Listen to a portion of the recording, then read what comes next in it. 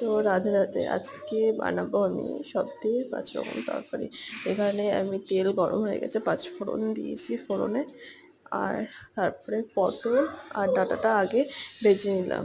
যেহেতু পটলটা না ভেজে নিলে আলাদা করে কেমন একটা কাঁচা কাঁচা হয়ে থাকে, ওই জন্য একটু পটলটা আর ডাঁটাটা ভেজে নিচ্ছি। তা এখানে ভালো করে নেড়ে চেড়ে ভেজে নেবো। তো প্রায় ভাজা হয়ে গেছে, তারপর আর বাদবাকি যেই সবজিগুলো ছিল সেগুলো দিয়ে দিলাম, মানে পটল, ডাঁটা, কাঁচা কলা, একটু কুমড়ো ছিল সেটা, আলু, এই সব দিয়ে, মানে ঘরে একটু একটু সবজি থেকে গেলে একটু একটু সবজি দিয়ে কী করবো, সেগুলো দিয়ে একটা তরকারি বানিয়ে নিয়ে যায়। একটু বিনস দিয়েছি, তারপরে নুন দিয়ে দিলাম। নুন দিয়ে একটু ঢেকে দেবো, কারণ কমিয়ে হালকা হালকা সেদ্ধ হয়ে যাবে, তাহলে সুন্দর। তারপরে এখানে কাঁচা লঙ্কা আর মটরটা আমি দিয়ে দিলাম। আপনাদের কেমন লাগে এরকম তরকারি খেতে? আমার তো ভালোই লাগে, একটু মিষ্টি মিষ্টি করে, তার জন্য বাস তরকারি। তাই এখানে ভালো মতন আমি ভেজে নিচ্ছি সব কিছু দিয়ে ঢেকে ঢেকে। এরপরে হলুদ দিয়ে দেবো,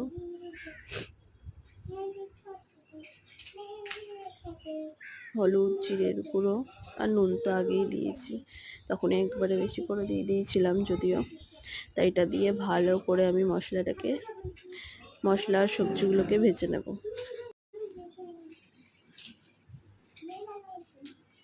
আপনাদের কার কার এরকম তরকারি খেতে ভালো লাগে, সবজি বানিয়ে 5 তরকারি? আমার তো সবজি খেতে ভালোই লাগে যদিও।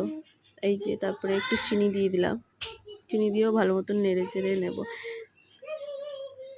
তারপরে ভাজা হয়ে গেছে, তার জল দিয়ে দিলাম আমি। জল দেওয়ার পরে ঢেকে দেবো এটা ফোটার জন্য। পুরো একদম শুকনো শুকনো টাইপের হবে, দেখুন প্রায় অনেকটাই জল শুকিয়ে গেছে। এবার আমি একটু গরম মশলা দিয়ে দিলাম, আর সেদ্ধও হয়ে গেছে সব কিছু, ডাঁটাগুলো ভালো মতনই সেদ্ধ হয়ে গেছিলো। তা আপনাদের যদি আমার এই রেসিপিটা ভালো লাগে তাহলে আপনারাও একবার ট্রাই করে দেখতে পারেন, আর লাইক কমেন্ট শেয়ার করে দিন। রাধে রাধে।